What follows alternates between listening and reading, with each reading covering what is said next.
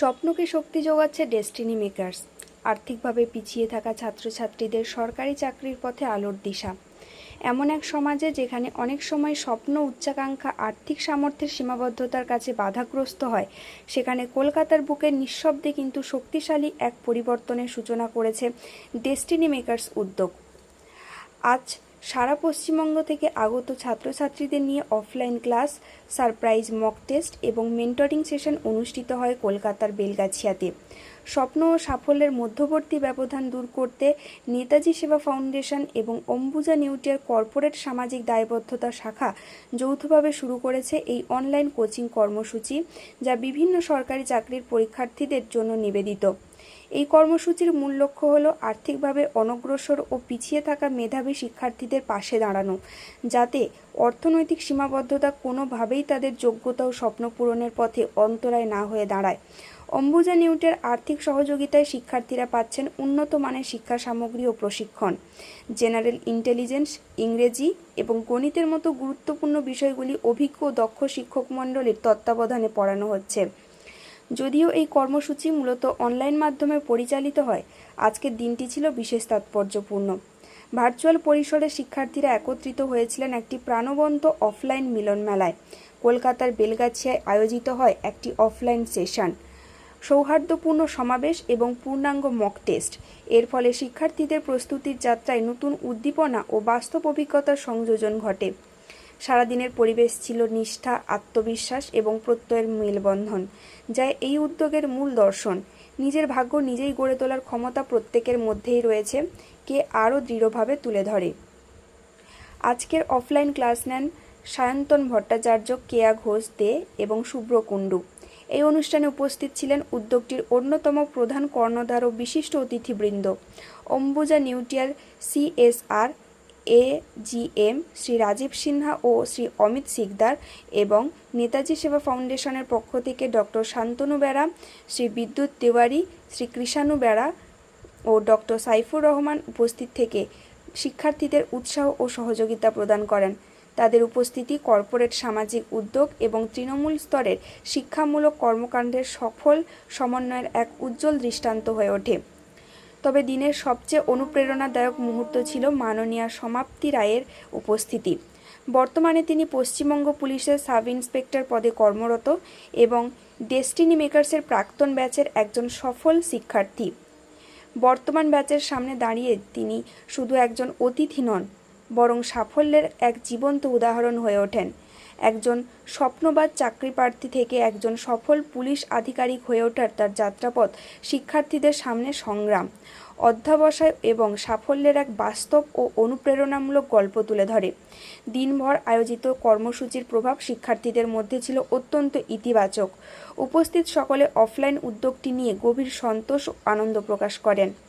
অনেকের কাছেই পর্দার আড়াল থেকে বেরিয়ে এসে সরাসরি মক টেস্টে অংশগ্রহণ করা, শিক্ষকদের সঙ্গে মত বিনিময় করা এবং সফল প্রাক্তন শিক্ষার্থীদের সঙ্গে দেখা করার সুযোগ ছিল অত্যন্ত মূল্যবান অভিজ্ঞতা।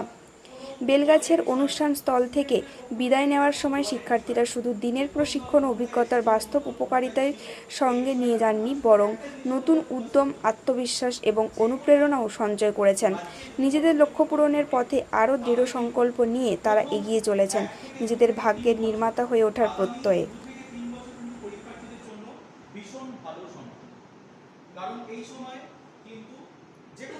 যে লোকটা গাছের তলায় একটু ডিসটেন্স রেখে বসেছে নাকি গাছের এখানে হেলান দিয়ে বসেছে, তাহলে তো ছবি আঁকতে হবে। বসো, থ্যাংক ইউ, বসো। দেখো আমি ডিফারেন্সটা বলেছি, ডিফারেন্সটা হচ্ছে এইরকম। ও ঠিকই বলেছে, একটুখানি মানে জিনিসটা উল্টো হবে। ক্লোজ কন্ট্যাক্ট যখন থাকছে, ক্লোজ কন্ট্যাক্ট মানে সবসময় টাচ থাকবে, এটা নাও হতে পারে। একটা লোক যদি গাছের তলায় বসে, তাহলে সে গাছের গুড়িতে টাচ করুক বা না করুক, গাছের ক্লোজ কন্ট্যাক্টটা অবশ্যই পারবো না, তাই না? তাই সেই যেহেতু 1 ঘন্টার ক্লাস, আমার ক্লাসের সময়ের মধ্যে ক্লাস শেষ করতে হবে, তো সেই জন্য আমরা কি করি, হয়তো পরের অঙ্কে চলে যাই। তখন তুমি লিখতে শুরু করলো, সেটা কি করো, ডিলিট করে দাও, ঠিক আছে, আর লিখবো না, যা হয়েছে না। তো অফলাইন ক্লাসে সেটা না, তোমাদের কথাই শুনবো। তাই প্রথম প্রশ্ন হচ্ছে যে তোমরা যে ক্লাস করো সেখানে কি কি অসুবিধা, এরকম যদি কোনো অসুবিধা থাকে মানে সত্যি সত্যি বলো, মানে এখানে কোনো হেজিটেশন নেই। সবাই তোমাদের বেনিফিটে ওরা কি করে বলে দিতে পারলো, তার মাঝে নাম্বারটা ইংরেজিতে ওরা দিয়েছে, ইংরেজিতে কত রয়েছে 5 আছে। যদি ইংরেজিতে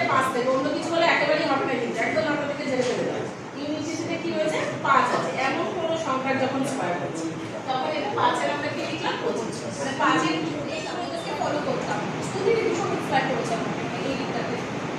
তারপর গ্র্যাজুয়েশন হলো আমার ম্যাথমেটিক্স অনার্স।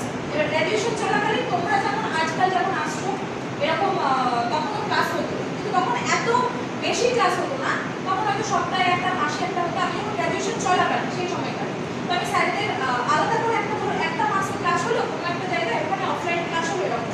আমি ওই নোটস দেখতাম, আমি ভাবতাম যে চাকরি পেতে হবে, সরকারি চাকরি কিন্তু কী করবো, হায়ার স্টাডিজ করার ইচ্ছা ছিল, এমএসসি করবো না করবো নি, একজন তোমার কথা বলে শুনলাম। আচ্ছা 24 ঘন্টার মধ্যে কে কতক্ষণ ঘুমাও বলো? অ্যাভারেজ কতক্ষণ ঘুমাও বলো বলো? 6 ঘন্টা আর বেশি? আমি রাজীব সিনহা, অম্বুজা নিউডিয়ার তরফ থেকে আজকে এই বেলগাছিয়া ইউনিভার্সিটিতে এখানে আমরা একটা অফলাইন সেশন আয়োজন করেছি।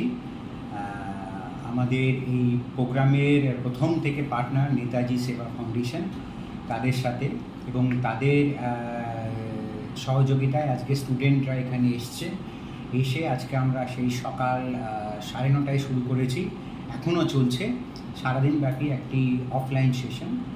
মূলত এটা অফলাইন বেসিস ক্লাসগুলো চলে সপ্তাহে 3 দিন, কিন্তু আজকে আমরা কেন করেছি তার একটা প্রধান উদ্দেশ্য যে স্টুডেন্টরা ওদের প্রবলেম নিয়ে মুখোমুখি আমাদের সাথে বসুক।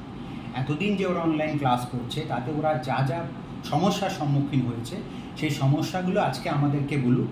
আমাদের থেকে বড় কথা আজকে ফ্যাকাল্টিরা প্রত্যেকে উপস্থিত আছেন, সেই ফ্যাকাল্টিদের ওরা বলুক আইদার 1-to-1 অর একসাথে যে আমাদের এই সমস্যা হচ্ছে বা এই করলে আমাদের আরও ভালো লাগে, বা আমরা যে সার্ভিসটা প্রোভাইড করছি মানে প্রত্যেক subject wide guidance to the students, সেটা আর কি করলে ওরা বেনিফিটেড হবে। মানে এটা হোললি ওরিয়েন্টেড ছিল টুয়ার্ডস দ্য স্টুডেন্ট, যে it is for them only, যে আমরা আর কি করলে তোমরা আর কি সুবিধা চাইছো যাতে তোমরা এই সব সরকারি পরীক্ষায় যাতে তোমরা সাফল্য অর্জন করতে পারো, সেই জন্যই আজকে এই মূলত এই প্রচেষ্টা। যাই হোক, তো এখন বিকেল 4টে প্রায় বাজে, তো আমাদের কিছুক্ষণের মধ্যেই প্রোগ্রাম শেষ হবে। যদিও সেশনটা আমরা জোর করেই শেষ করছি, কারণ এদের ট্রেন ধরা ব্যাপার আছে। এরা প্রত্যেকেই নামখানা, কাকদ্বীপ, কি হিঙ্গলগঞ্জ, কি আরও দূর দূর জায়গা থেকে আসছে, নর্থ বেঙ্গল থেকেও এসছে কয়েকজন। তো এদেরকে বাড়ি পৌঁছে দিতে হবে, মানে সময় মতো না ছাড়লে এদের অসুবিধা হবে। সেই জন্যই আমরা প্রোগ্রামটা কাট শর্ট করে এবার শেষ করতে চলেছি। তো আজকের প্রোগ্রামের এটাই হচ্ছে সারমর্ম, এবং পরিশেষে বলবো যে আমরা যথেষ্ট মানে কি বলবো যে সন্তুষ্ট যে আমরা যেটা আজকে স্টুডেন্টদের দিতে চেয়েছিলাম না ক্যাপসুল ফর্ম, সেটা আমরা দিতে সক্ষম হয়েছি, এবং ভবিষ্যতে যাতে আরও বেশি সংখ্যক তরুণীরা যারা গ্র্যাজুয়েট বা উড বি গ্র্যাজুয়েট তারা এই প্রোগ্রামে যোগদান করে, আমরা তাদের জন্য আমাদের এই আমন্ত্রণ রইল। নমস্কার। হ্যালো স্টুডেন্টস, দেখো নেতাজি সুভাষ ফাউন্ডেশন বলো, সেবা ফাউন্ডেশন বলো বা ডেস্টিনি মেকার্স, এরা একটা প্ল্যাটফর্ম মাত্র, বাট এই প্ল্যাটফর্মের মাধ্যমে তোমরা যুক্ত হয়েছো। যেমন ছোট থেকে আমরা প্রত্যেকেই চাই বেস্ট প্ল্যাটফর্ম, সেই কারণে তোমরা তোমাদের এলাকার সবথেকে ভালো স্কুল, তোমাদের এলাকার সবথেকে ভালো কলেজ, বা তুমি তোমার অনুযায়ী সবথেকে যেটা ভালো তুমি সেটা নিজের লাইফে নেওয়ার চেষ্টা করেছো, এবং সেইটার থেকে তোমরা কী বলবো মানে অ্যাচিভ করার চেষ্টা করেছো। তাহলে এই যে স্কুল বলো বা কলেজ, এগুলো কিন্তু আলটিমেটলি মাধ্যম, কারণ আমরা প্রত্যেকে যে কোনো জায়গা থেকে দিতেই পারতাম, বাট ওই মাধ্যমটাই হচ্ছে আমার কাছে সব। তো সেক্ষেত্রে এই প্ল্যাটফর্মের মাধ্যমে তোমরাও কিন্তু তোমাদের নিজের ফিউচার মানে স্থাপন করতে পারো ইন মানে কেরিয়ার, যেটাকে আমরা বলি গভর্নমেন্ট জব। তো সেই সরকারি চাকরি পেতে গেলে এদের সঙ্গে থাকো, আমরা আছি তোমাদের সঙ্গে, কিন্তু এই শুধু সঙ্গে থাকলে হবে না, রেগুলার প্র্যাকটিসও করতে হবে, তার সঙ্গে রেগুলার পড়তে হবে, সেলফ স্টাডি করতে হবে ডেডিকেটেডলি এবং ইন আ রেগুলার ম্যাটার। কারণ হচ্ছে রেগুলারিটি যদি তোমার না থাকে, কারণ দিনের শেষে যেহেতু আমাদের এখন ম্যাক্সিমাম এক্সাম হচ্ছে MCQ, তাহলে উত্তর কিন্তু তোমার সামনেই থাকবে, তার মধ্যে থেকে তোমাকে বেছে নিতে হবে কোনটা সঠিক। তাহলে এই সঠিকটা বাঁচার মতন তোমাকে কিন্তু মানে পড়তে হবে, যাতে সেটা তুমি ইজিলি অ্যাচিভ করতে পারো। এবং বলি রাখি, বারবার সুযোগ আসে না, সুযোগ কিন্তু বছরে সীমিত, এই সীমিত সুযোগের মধ্যে থেকেই কিন্তু তোমাকে অ্যাচিভ করতে হবে। তাই তোমাদেরকে প্রত্যেকে বেস্ট বিশেষ একটাই জিনিস বলবো যে আমরা আছি তোমাদের সঙ্গে, বাট তোমরা কি আদৌ চাও যে আমরা দিনের পর দিন থাকি, বা আমাদের মাধ্যমে তোমরাও কি নিজেদেরকে ফিউচার এস্টাবলিশ করতে চাও? সেটা যদি চাও তাহলে আমাদের সঙ্গে থাকো। আমরা আছি তোমাদের সঙ্গে। অবশ্যই প্রত্যেকে ধন্যবাদ ভিডিওটা দেখার জন্য। যদি ভালো লাগে জানিও, বা তোমাদের যদি কোনো বক্তব্য থাকে সেটাও কিন্তু তোমরা অবশ্যই জানিও। Thank you so much.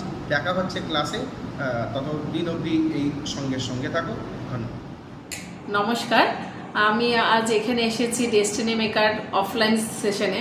সেখানে স্টুডেন্টদের সাথে অফলাইন দেখা হলো, ক্লাস হলো, যেখানে সবাইকে বলেছি এবং বাকিরা যারা আসেনি তাদেরকেও বলছি যে আমাদের মূল উদ্দেশ্য হচ্ছে সরকারি চাকরি পাওয়া। তো সরকারি চাকরি পেতে গেলে আমাদের কি করতে হবে সেটা হলো যে রেগুলার যেমন আমাদের শিডিউল ক্লাস থাকছে সেই ক্লাসগুলো আমরা অ্যাটেন্ড করব। যা হোমওয়ার্ক আমরা দিচ্ছি স্যার ম্যাডামরা সেটা আমরা কমপ্লিট করব। সেখানে যা প্রবলেম সেগুলো আমাদেরকে জানাতে হবে টিচারদের, এবং টিচাররা সেটা সলভ করে দেবেন। তার সঙ্গে সঙ্গে আমরা ক্লাসে আজকে কিছু বইয়ের নাম বলেছি, বাকি স্যাররাও বলেছেন, সেই বইগুলো যদি সম্ভব হয় সেগুলো কেনা, যদি সম্ভব না হয় তাহলে সেক্ষেত্রে আমরা গুগল থেকে আমরা কোশ্চেন নিতে পারি, সেটা সলভ করা। যা প্রবলেম সেটা আমাদেরকে জানাতে হবে, রেগুলার পড়াশোনা করতে হবে। আর একটা বিশেষ কথা সেটা হচ্ছে রেগুলার রুটিন করে, যেমন ছোটবেলায় আমরা রুটিন করে পড়াশোনা করতাম, ঠিক রুটিন করে যদি আমরা পড়াশোনা করি এবং মক টেস্ট আমরা দিই, মক টেস্ট আমরা রেগুলার নেব, এটা তোমাদের কিন্তু সবাইকে দিতে হবে এবং রেগুলার ক্লাসে আসতে হবে। আমি কিন্তু সবার উদ্দেশ্যে বলছি, দেখো 2-1জন দেখা যাবে যে ক্লাসে আসছো বা অফলাইন ক্লাসে এসেছো কিংবা মক টেস্ট দিচ্ছ, আমরা 2-1জনের কথা বলছি না, সবাই যদি এটা করো তাহলে কিন্তু সাকসেস আমাদের খুব কাছেই। ঠিক আছে, আজকের সেশনে যারা আসেনি তাদেরকে বলছি সেটা হলো যে আমরা এখানে সাকসেসফুল স্টুডেন্টকে এনেছি, অর্থাৎ আমাদের কাছ থেকে পড়ে আমাদের গাইডেন্স নিয়ে তারা আজকে সত্যি চাকরি করছে, তেমন স্টুডেন্টও আজকে আমাদের সেশনে এসেছে। তোমরা যদি আসতে, যারা আসেনি তাদেরকে বলছি, তাহলে তাদের মুখে শুনতে পারতে যে তারা কিভাবে তৈরি হয়েছে। তো আমার একটাই সাজেশন, সেটা হচ্ছে রেগুলার ক্লাস করা, হোমওয়ার্ক করা এবং যা বইয়ের নাম বলা হয়েছে বা যেখান থেকে তোমরা প্রশ্ন তুলে নিয়ে সলভ করা, সেখানে কোনো যদি প্রবলেম হয় তাহলে সাবজেক্টের টিচারকে সেটা জিজ্ঞেস করে সলভ করা।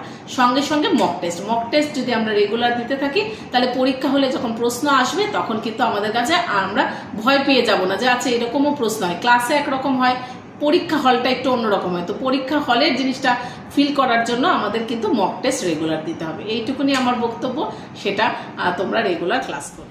নমস্কার, আমি সমাপ্তি রায়, বর্তমানে পশ্চিমবঙ্গ পুলিশে সাব ইন্সপেক্টর পদে কর্মরত। আজকে আমি বর্তমানে এখন এসেছি অম্বুজা নেওটি এবং নেতাজি সেবা ফাউন্ডেশনের উদ্যোগে একটা প্রোগ্রামে। এই প্রোগ্রামে অনেক ছেলেমেয়েরা এসেছে, অনেক স্টুডেন্টরা এসছে যারা বর্তমানে সরকারি চাকরির জন্য প্রিপারেশন নিচ্ছে।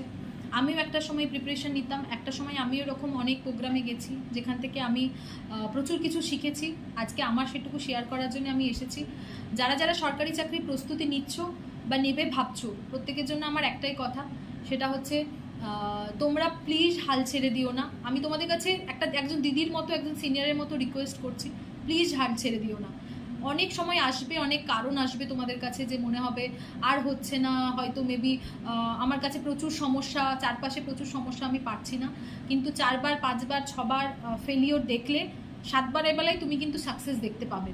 আর এটা হচ্ছে, আমি বলছি না, এটা তুমি প্রচুর স্টোরিজ আছে পাশাপাশি, তাদের কাছ থেকে দেখবে। আমি নিজে প্রচুরবার ফেলিওর হয়েছি, আমি নিজে অনেকবার 0.25 মার্কসের জন্য এক্সাম থেকে বেরিয়ে গেছি, চাকরিটা আমার হাত থেকে বেরিয়ে গেছে অনেকবার, এরকম অনেকবার হয়েছে। কিন্তু কোথাও না কোথাও আমি চাকরির ওই যে চেষ্টাটা, ওটা কোনোদিন ছেড়ে দিইনি, বা আমার ফ্যামিলি, আমার চারপাশে স্যারেরা, ওনারা আমাকে ছেড়ে দিতে দেননি। এইরকম প্ল্যাটফর্ম সবাই পায় না। যারা আজকে এসছে আমি বলবো তারা খুব প্রিভিলেজ, যারা এরকম প্ল্যাটফর্ম পেয়েছে, কারণ এরকম একটা মানবিক উদ্যোগ সবার মধ্যে থাকে না। তো যারা এসেছো আমি সবাইকে বলবো একটা কথাই, যে তোমরা ভীষণভাবে প্রিপারেশন নাও, ভালোভাবে প্রিপারেশন নাও।